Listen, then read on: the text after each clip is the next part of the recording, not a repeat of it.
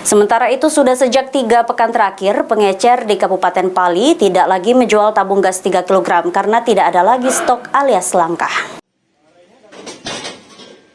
Sulitnya mencari LPG 3 kg terjadi di Kabupaten Pali. Sejumlah pengecer kehabisan stok penjualan tabung gas 3 kg sejak 3 pekan terakhir. Kelangkaan ini terjadi dari pihak distributor yang selanjutnya disetorkan ke agen hingga pangkalan. Agustinus, salah satu pengecer tabung gas 3 kg di Pali, mengatakan biasanya kalau normal dalam 1 bulan bisa 4 kali dapatkan distribusi tabung gas 3 kg dari agen. Namun kini kondisinya berbalik di mana stok tabung gas 3 kg sudah tidak ada lagi dan dialami oleh seluruh pengecer lainnya di Pali.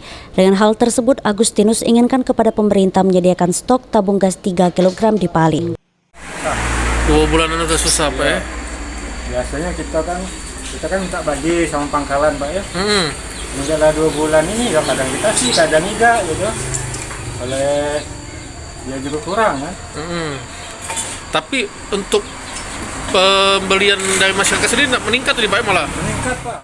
Dalam per minggu biasanya pengecer mendapatkan 50 hingga 150 tabung dan langsung habis dalam sehari karena banyak masyarakat yang meningkat. Aji, PAL TV.